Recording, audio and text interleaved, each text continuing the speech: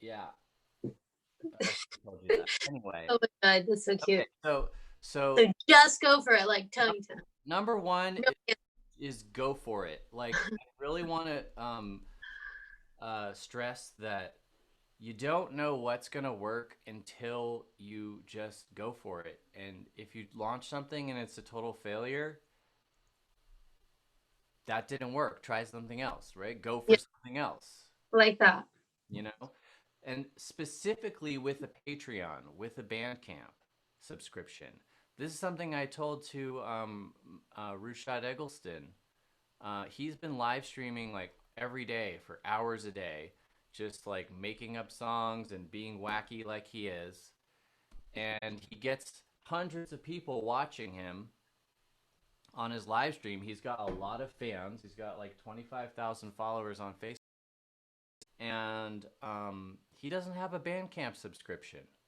It's literally the easiest. I just set mine up the other day, and like this is like why I said I am not an authority and I don't even follow my own advice. Like I know what to do, but sometimes it's hard to make it actually happen. But let me just show you the back end of you can do log into your Bandcamp right now and I'll just show you. I'm going to share my screen and show you what my Bandcamp loads to now. If it used to load to my discography, right? Like all the different music. Like you're seeing my screen now, right? Yeah. Okay, so my Bandcamp used to just load and go straight to the music tab, which is over here. You know, all the different things you can listen to and download, right? Uh-huh. And then for the longest time, 2 years ago, I launched a Patreon. I have like 12 subscribers and I get like $20 a month from it. But at the same time, I was like, I should set up this Bandcamp subscription thing. And I just never did. I don't know why. It was so easy. I set it up in like 2 hours.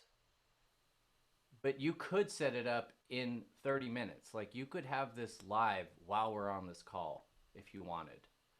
All you do is you go to your profile, you go to subscription. Oh, that's not it. You got to go into your edit profile. Uh-huh. And this is basically like Bandcamp's version of a Patreon, but it's so much simpler. So let's see. So you go here. Uh, I don't know exactly how you get to it. I'm going to click dashboard. No, that's not it. Dang it. Um, maybe it's under settings.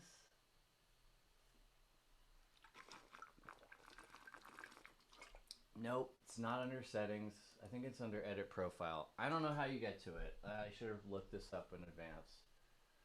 Okay, custom header, recommended albums. Dang it. Okay, maybe you just there.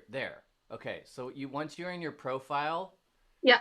then you go to the you hover you click on this subscription thing on the top, and then you go to edit.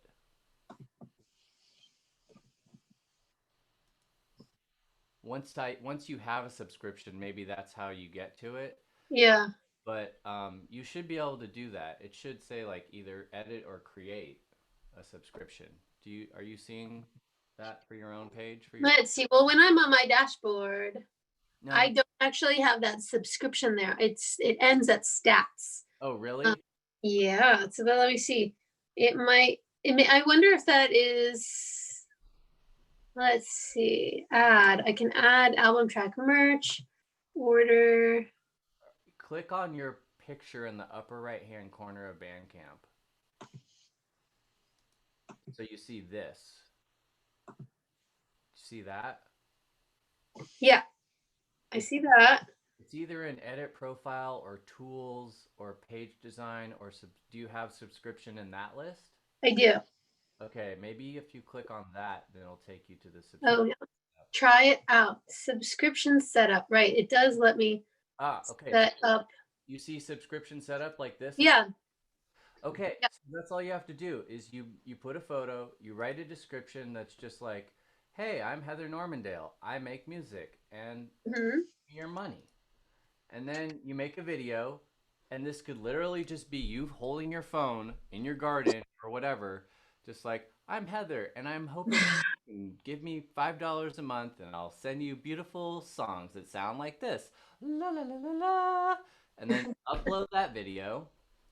And you decide on what you want to put in your back catalog. I just checked everything. Okay, Yeah. there's that, and then you can do these different items. You can vacillate about what the price and the terms are. $3 a month, $5 a month, $1 a month.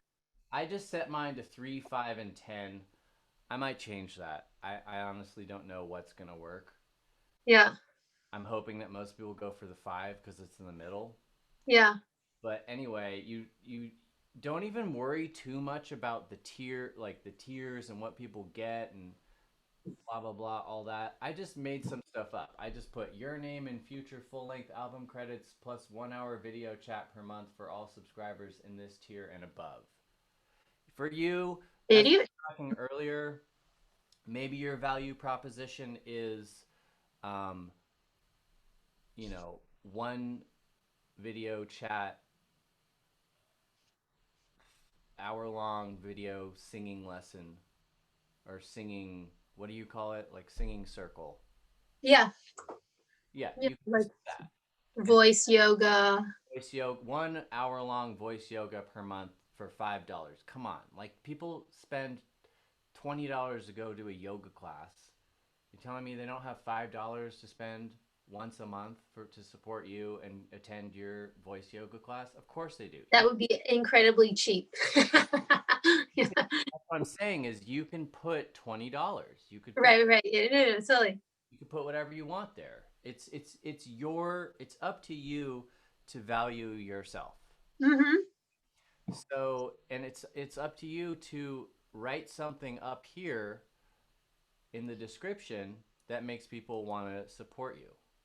So, that's what actually is going to take long. And what I would say is, um, number one is go for it, just do it, publish it today. Number two is refine as Yeah. you go, right? Uh-huh. Like after you write it, and publish it, send it to 5 friends and say, "What do you think about this? Like, watch the video, read what I wrote. Do you have any feedback for me?"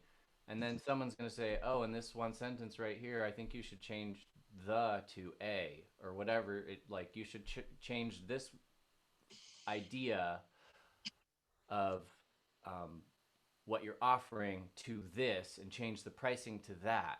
And then you can think about it and say, "Oh, that person's got that's some good advice. I will change that." Or you can just ignore them and be like, "Nah, I'm just going to stick with what I put." Right? The most important thing is that you just decide on your tiers: 3, 5, Hmm. 10, 5, 20, and 100. Don't undervalue yourself. Like, there are rich people out there that wouldn't bat an eye giving you $100 a month for the right reward. Right. It was like, I actually really like the Bandcamp model, because I wanted to do Patreon for a while, and it's just sometimes you have login fatigue, you have account fatigue. It's like, oh, I start a whole other account from scratch, and then I have to promote that. So it's nice that I've had Bandcamp for a long time and have subscribers already. yeah. So I And really like being able to utilize that. and as you'll see down here, you put a thank you on mine's 3 lines. They recommend something short and sweet. You can make your subscription tab the default when someone visits your page, which that's what I did. I might change it back to the music page. I don't really know. I'm just testing this out, right? And then Yeah. whether you're a solo artist or a group and what you make, music or podcasts, and do you plan to offer subscription only albums, tracks, or merch items? Yes. And then payments go through Stripe, which takes like a 2.9% fee, so it's a really low fee. Visibility is public. Then you write in an announcement. Like my announcement is really not that long. It's like 10 lines long, and it's just I want to thank you for being, purchasing my music in the past or downloading my music in the past, and I'm now offering a subscription. And there was So like, does this only go to your subscribers? yeah, when you start your subscription, it sends it out to all the people that have downloaded your music on Bandcamp. Got it. So if you scroll all the way to the bottom on that announcement, it should say how many people it's going to go out to. Do you see that? Yes. What is it? 48. So that's 48 people that you already have that have already given you money for your music. Mm-hmm. So you want to leverage that. You want to be able to convert those people into subscribers. They've already given you money. The best way to make more money is to resell or, recontact people that have already bought you from you and offer them something else. And so can you invite people that aren't yet your subscribers to be involved in this? Of course, that would be the next step. Uh-huh. Is you create that. Then now I can go to Bandcamp, cellojoe.bandcamp.com/subscribe. And when you go to that link, you can share that link, and then it takes you to this site. See that? And then it has. Wait, I don't see it anymore. Your screen didn't just stop sharing. Oh, really? Oh, Uh-huh. look, there we go. There, share. So it takes you to this site, and then you can view it as a follower or as a subscriber. And if you open it in a private tab and go to that site, like an incognito window where you're not signed into your Bandcamp, it's going to show you what it looks like to somebody that's the public, somebody that just the random person that follows the link off Facebook or whatever. You know about this? This is handy if you have like multiple accounts and you want to go to something without them being so this Without like the auto populate going in there. Look, like I see. it says log in right here because I just used the incognito window. So this is what it looks like when Got it. your link. You can just see that there's a follow button here, whereas on the other one, it's not showing me a follow button. It's showing me the back end because yeah. So anyway, so yeah, then I just have this little video. It's a 5-minute video. I cut it together really quick. It took me in like 2 hours to shoot this video and edit. Hello, my name is Joey Chang. Talking to the camera and explaining about. I go by Cello Joe. Oh, when you Hang out live. I have Joey? Yeah. When you press play, I can't hear what you're saying in real time because the volume is super loud. Just so you know, because I heard you talking, but I couldn't hear anything. Oh, okay, sorry. Because that dominates. Oh, okay. Well, I don't need to play that. It's at cellojoe.bandcamp/ I'll check it out. subscribe. So anyway, I made it in like 2 hours. I sat down in a chair and I just filmed a couple times of me talking. I didn't write anything down. I just talked about what I was doing and what I was hoping to happen. I don't know that anybody's actually even subscribed to my Bandcamp thing. I have to keep promoting it and talking about it. And that's the third step. And that's maybe where we should start talking about, before we started the one more question. Okay, yeah. The part at the top where it says the name, there's subscription, fan club, backstage, VIP membership. Oh, or you can call it something other. Yeah. And it's basically just what you want to call it. You can call whatever you want. Yeah, they just gave you those options. I could call it a Patreon. I could call it voice therapy sessions. You can call it whatever you want, and the whole point of that is that not everybody wants to call it a subscription. I actually, this is sort of embarrassing, but I had this set to VIP membership like this. Uh-huh. And once you launch it, the URL becomes cellojoe.bandcamp.com/VIP membership. And I shared it when I didn't realize that I had launched it as a subscription. So I didn't want people to go and then not find the subscription page. So I was just like, oh, well, whatever. In the video, it says VIP membership club. And in the thing, it says subscription. But whatever, it's all the same thing. This just changed Right. what the URL is from your band. Well, that's good to know. I didn't know that it was going to be included in the URL. It will. And yeah, but you could call it like, what did you call it? Singing club? Right, the Voice Healing Club or something like that. Voice Healing Club. It'll just say, heathernormandale.bandcamp.com/voice healing club. Yeah.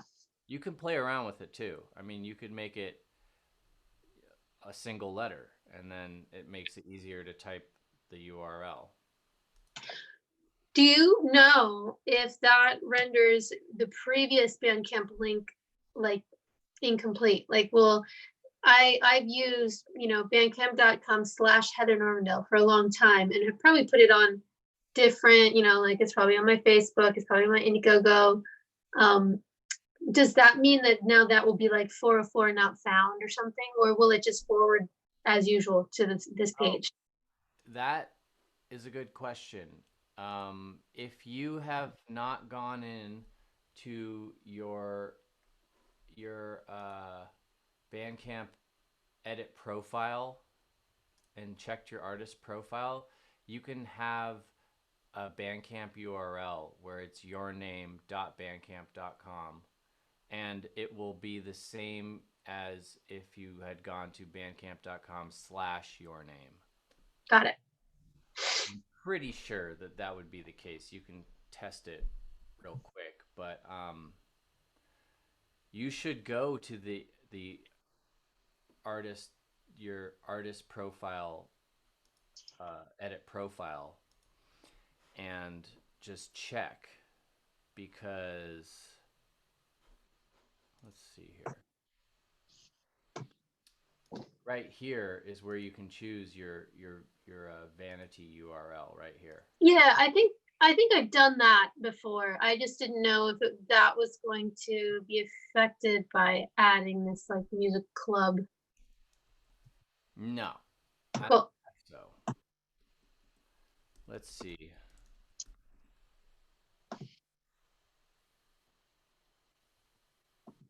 Yep. Comes right up. heathernormandale.bandcamp.com. So you already have that. You're just going to hit / and then you're going to, once you create your subscription, you're going to type in whatever it is, voice, yoga, or whatever, and then that's going to go to your subscription, which is the same as the community tab. Yeah. Okay. Got it. I like it. Number 1, go for it. Launch it today. Number 2, refine the text and the video as you go. Place the video however often you want. And that's some good advice for myself, because the welcome video on my Patreon is from January 2018, and I need to update that and re-record it. So we were just about to get into social media, because that's one of the best ways to get this new URL out there, right? Yeah. Because if you're going to have people subscribe to you and get a recurring monthly income, you need to have fans. They need to know about how to support you, right? So I would say the number one thing that's most important for you to do is to send an email to your email list. And what email list provider do you use? Currently, I use FanBridge. I'm really glad that we're talking about this because I realized that FanBridge recently, they sent me some concerning email about some change being made, and I'm like, oh gosh, I have to make sure I don't lose my subscribers there because I have quite a lot from the past 10 years. So yeah, I use FanBridge and works pretty well. Can you go in there and export your subscribers? I'm sure I can. You know how to do that? Let's do it right now.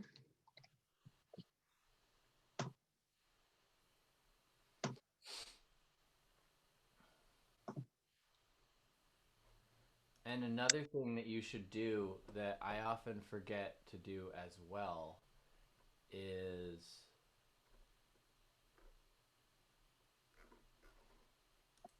from your Bandcamp, you can go in your tools and there's a mailing list. The very first thing. Do you see this?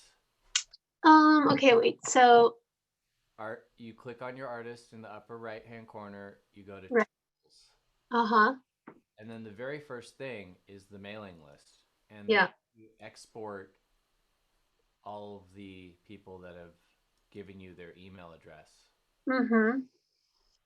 So right there, you can add those people into your FanBridge or download it and export it and make sure you have those people's email addresses saved and ready to go for if you change from FanBridge to something else. Because, like we said, these Bandcamp people are people that have downloaded your music. Mm-hmm. So you definitely want them.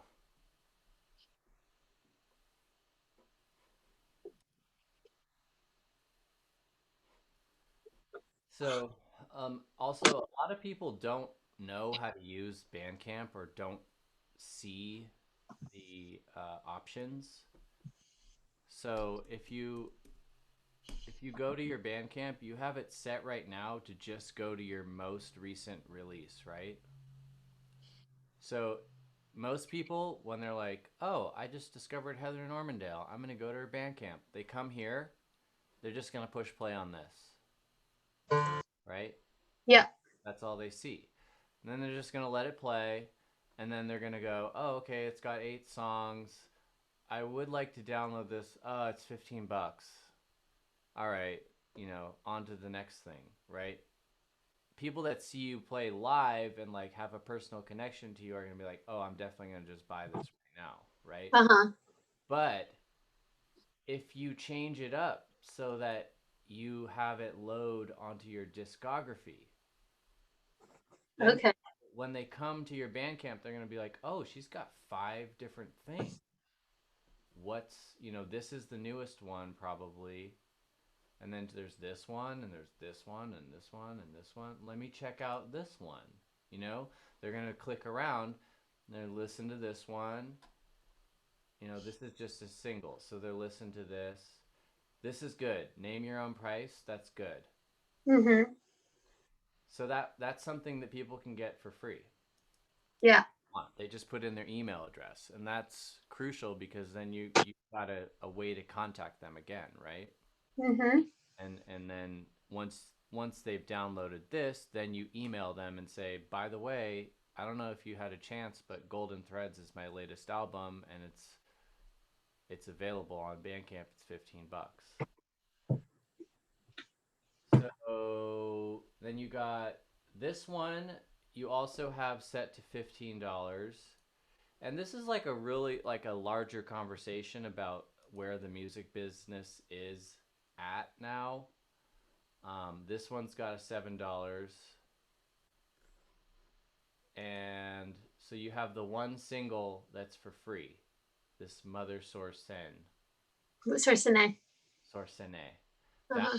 free. It's a single, right? Yeah. And then you have these two Stitchcraft albums that are 5 and 7, and your other albums are 15. I don't really know what to say about pricing because I've played around with it. Some at one point I had everything completely free. Just name your price on everything, okay? And then I started copying the Polish ambassador and just made every and no, at first I had everything had a cost. Then I saw the Polish ambassador was just giving his stuff away. I remember this artist, Thriftworks, another DJ producer guy, was just giving his stuff away. Name your price, Uh-huh. everything. And he said that he was actually buying these download credits because he'd given out so many downloads that Bandcamp was Right. charging him to give out downloads. Yeah. I know that happens. And so that was one of the things that I didn't want to start having to pay to get, so people get music. No, but that's the that's the wrong idea because he blew up because all his music was name your price. Oh. Music was good and people really wanted it. And so they downloaded it. They shared it. It Mhm. was easy for people to get. And so his strategy was I want to give out my music as much as I can and then I'll make money by playing at festivals and I'll get booked because thousands of people have listened to my music already and they're already commenting at the festival's website and sending them messages like, yo, get Thriftworks on this bill. Uh-huh. That was his strategy. It doesn't work for everybody. Everybody's different, you know? So what I would suggest though is that you make more of your music free, i.e. name your price, Uh-huh. and that you choose to have people land on your discography rather than your your latest release. And how can you adjust that? I didn't even know that was Right an option. here. It's whoops, I keep forgetting that I'm not sharing the right screen. Here we go. Here's the screen. Um, edit profile. When you go on you you click on the your image on Bandcamp in the upper right next to the heart, and you see this edit profile. Yeah. You just gotta click that, and then, I mean, all of this stuff is stuff that you should really be on it with. Like they give you ways to link to your other websites, right? I have Patreon, SoundCloud, Facebook, Instagram, and my website. Those are my top 5 that I want people to know about. I actually should probably change my website to YouTube because I don't know, my website's like we were talking about earlier. I haven't updated it in a while and it's like kind of old. But I'll just leave that for now. Anyway, you scroll down. Um, Once you here, this is another thing you should change. Full digital discography pricing. Yeah. This should be checked. You should offer your fans your full discography at a discount. Mine's currently set to 50% and I priced all the different things. I made some stuff free and I made some stuff have a price so that it would come out to what I wanted it to. Okay. And so the minimum price for everybody, for people to download my full discography is $18 because I set the price on certain things to add up to 36. I don't know. Maybe I should add another $4 just to make it a round number. Yeah. Right. You should check let fans pay more if they want, and you should check Yeah. fans your full discography at a Yeah. discount of, and then just choose whatever you want. I did 50%. You could do 25, or you could do 10. It doesn't really matter. What matters is that you have that option checked and that you make it possible. Right? Great. Yeah. And I see the homepage option too. Go to my discography. I like that. Yeah, go to your discography. Then people can see that you have 5 different things out there, and Golden Threads is just the latest one. Um, so then now let's really talk about the social media thing. Before we got on the call, you were talking about planning your posts out. The fact that you're active on Instagram and Facebook, you're not on Twitter much or TikTok. And then you wanted to know about self promo versus interesting content. And my question is, what video platforms are you on, and what about SoundCloud? Yeah, I am on SoundCloud. Okay. Um, and I am on YouTube. I'm pretty sure I have something on Vimeo too, but I haven't logged on in on there for a long time. So, That's um, that big a deal in my opinion. I think Vimeo is a place where pro video people hang out, and right. Okay. YouTube is important though. YouTube is the biggest music search platform on the planet right now. Mm, Way bigger than anything else. Most people listen to their music on YouTube, so your stuff's got to be on YouTube. yeah, it is on YouTube.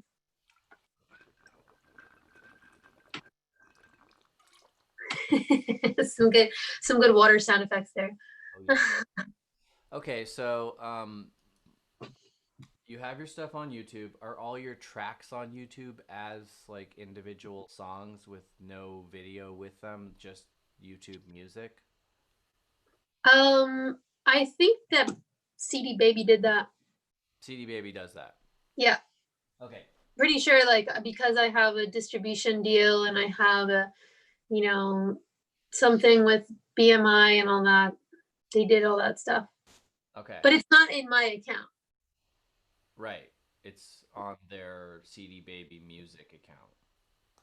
Yeah. Well, one of the things Ari Herstand talks about is actually going on BMI and actually registering your works. That's something that I've never done, even though I've known about it. But now that we have all this free time, it's something that I need to do and that everyone should do. Yeah.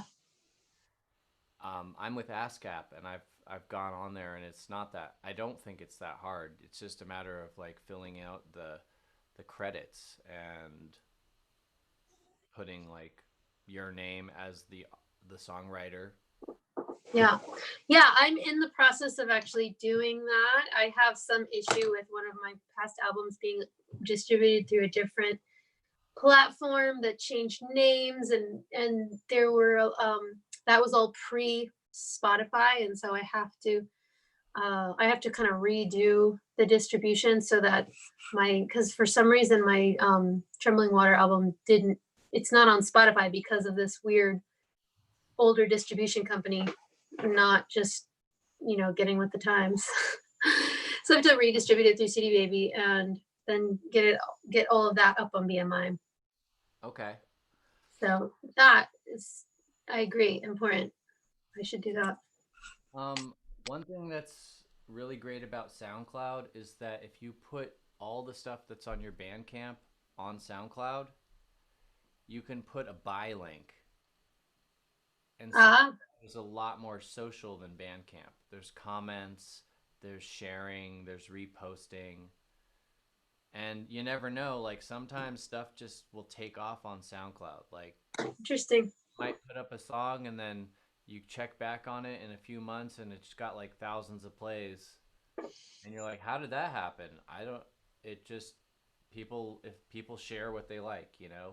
And maybe it's because you're nudging people with posts that you've set up on your social media calendar to go out every Monday, Wednesday, and Friday. You post about a different song that you've uploaded to SoundCloud, which is an enticement to people to A, listen to the song, B, follow you on SoundCloud, C, buy the track on Bandcamp. And there's tools to help. There's things like Hootsuite. Oh yeah. Buffer. Do you use Hootsuite? No, I'm not really that good at this whole social media game, but that's one of the things that I'm hoping that I'll get better at by telling other people about. Like I told Evan Frazier about this too, and You know, it's on my list of things that I'm gonna do. I actually, you know, just using a just using a spreadsheet is basically the same thing. It's just Hootsuite helps you by automating it, right? Yeah. Well, I mean, Hootsuite, to be honest, I think there's disadvantages because it only covers Facebook, Instagram, and Twitter. So it doesn't have SoundCloud. And there's enough difference between how I would design posts on Facebook versus Twitter versus Instagram. Like Instagram automatically puts stuff on Facebook, and I like that because whatever I put on Instagram works on Facebook, but not vice versa necessarily, right? Things that you post on Facebook might not work for Instagram, and they definitely don't with Twitter because Twitter has that really short. Um, it has to be so short. So in that sense, I mean, I think if you designed it to be very streamlined, Hootsuite could be cool. But I like the idea of including things like SoundCloud, which yeah, it's like you might as well just have a spreadsheet then, right? And then just like But SoundCloud is not so much of a you weekly know, posting thing. SoundCloud is like you put your music up there and then you let it live there. And what I meant by telling people about the track is tweeting it out, posting it on yeah. Instagram and Facebook, and you could literally just have a I think they might even have a way to share SoundCloud tracks on Instagram through Instagram stories where people can like Oh, interesting. I know I can access my music that is only my new CD that's on Spotify is what I can put on my story, but I didn't know about the SoundCloud option. I don't think I've connected them.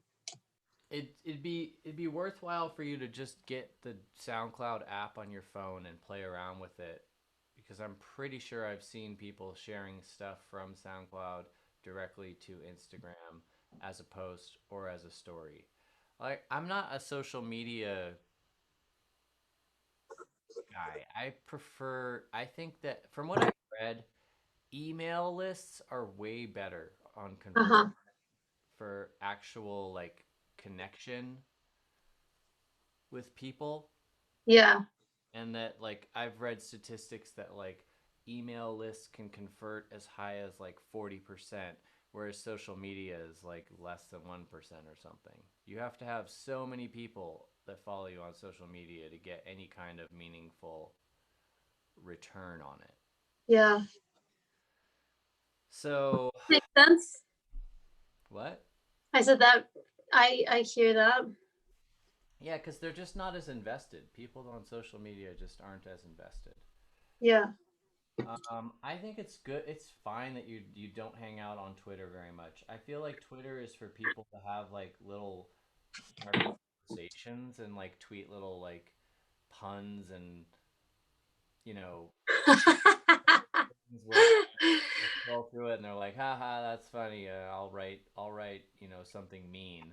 Yeah, or like political stuff. I feel like there's other more I have Twitter, and all I do is just use the Twitter share button on something where it's like I post a new thing on YouTube. I'll just click the Twitter button and then just hit tweet. Like hmm I don't care about going on there and like reading every comment on every post and all that. Yeah. As far as like self promo versus interesting content, for you, I think for me, I do a lot of self promo. I do very little interesting content. I try to share my friends' stuff. Uh-huh. Like when I see somebody post a new track, I'll try to share that and say, check out my buddy so and so just released this new thingy job, you know? Yeah. But I don't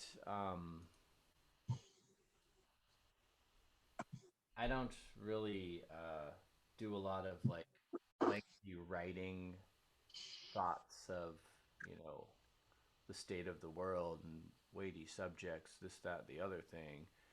That's just my own personal style. Some people do that and they're really good at it. If you're good at it, then you should do it. Otherwise, just share other people's stuff on your Yeah. own page. You know. I think what's also interesting to note is just that if you're really consistent and you post all the time, the algorithms seem to like that, right? So Yeah. it's just a matter of putting something up every day or multiple times per day. Even if it's just pictures of your cats. I really do think that just the more you are on there, the more they share your stuff. It's general strategy. That's why I've been toying with the idea of just taking different tracks that I have on Bandcamp and like every day tweeting out and putting on Instagram and Facebook, have you heard this song? It's been out for years, but not everybody's heard it yet. So, Hmm. and Especially if you have a good story about it. yeah, and not everybody's seeing every post, right? So if I sent out the same post 5 times in one week, like at 7 a.m. Monday and 9 a.m. Tuesday and 11 a.m. Wednesday and 1 p.m. Thursday and so on. I just did the same track, same story, same post. There's very few people that are going to see that post every day. You know what I mean? Yeah. Although I do silence people sometimes in my feed if I'm like, oh my gosh, that person who keeps talking about, that weird conspiracy theory and I can't handle them. And, Well, another, not necessarily like people like are annoyed by music, but there's those kind of moments. It's like, well, you don't inundate. yeah, but those people aren't your real fans. Like your real fans aren't going to care whether you're tooting your own horn all the time and reminding people that you have an album out with, you know, you, your real fans are not going to get upset by you tweeting out about I go walking, Mother Sorne, Heartbeat, Into It All, on one song or two songs a day coming up in their feed. They're just going to, oh yeah, I remember that song. I love Heather. Let me listen to that right now. Aw. And your call to action is go on SoundCloud, repost this track, follow me on SoundCloud, and if they haven't done that yet, then you've got a new follower. If they don't really want to see you tweeting about your songs, they can unfollow you, Mhm. if they don't if they're upset by you telling everybody about checking out your stuff on SoundCloud and going to your Bandcamp and downloading your music, then there's 6.9999999 billion other people in the world that you do want to connect with, you know? That don't worry about scaring people off on social media. Like the more you post and the more you just keep posting the same stuff, your real fans are not going to care. The people that are like kind of like you but are like not sure, if they listen to the music and they're like, nah, it's not really for me. I'm more into this, that, the other thing. They're just gonna unfollow you, just like you do with the conspiracy people. So, that's my take on it. Like your real fans will just be there, and there's people like that I follow that I see them come up, and I'm just like, I'm not gonna take this person out of my feed, even though I know exactly what I'm about to see or hear. Uh-huh. I love them, and I want to just keep seeing whatever it is that they're posting. Good call. Okay. Think about Cool. it in those terms, and I wouldn't be afraid of self promo. People say you should have like, oh, you have to have 60% interesting stuff and cute cat pictures and 40% tooting your own horn or whatever the percentage they say is. 75% interesting content and only 25% look at me, I'm great. Uh, that's like classic Gary V jab jab jab right hook um, social media strategy. Hmm. But I think he's talking about like for major brands and stuff like that. I sure it probably applies to artists, and the best thing to do would be number one, go for it. Number two, refine as you go. You know, Yeah. just try doing posts that are just about you for a whole week and look at the numbers. What's the engagement? What's the reach? And then the next week, do like every other post is like about a friend or about just something random. And then every other post is about me, like listen to this song, listen to that song, repost this on SoundCloud if you can, subscribe to my email newsletter, blah, blah, blah. And just look at the engagement. There's going to be less engagement when you do it all about me, right? Hmm. If you do that and you look at the numbers, you'll eventually start to realize what kind of stuff is working, right? Yeah. It's more important to just, like the Facebook move fast and break things. It's like just move fast and post a lot of things. See what works. Whatever works, do more of that. Whatever's not Hmm. getting high numbers or engagement, just try to do less of that. I think we've covered almost everything. Yeah, I think that was great. I think that was a super productive call. The one, And the I am inspired. I'm gonna set up the subscription on Bandcamp today. that's So long distance Zoom high five. I think that is wonderful. And I have two final thoughts because Okay. when we were before we started, we talked about how you're gonna like which sites you can get into and you know the passwords for all your sites, and you said, "Let me check my sheet."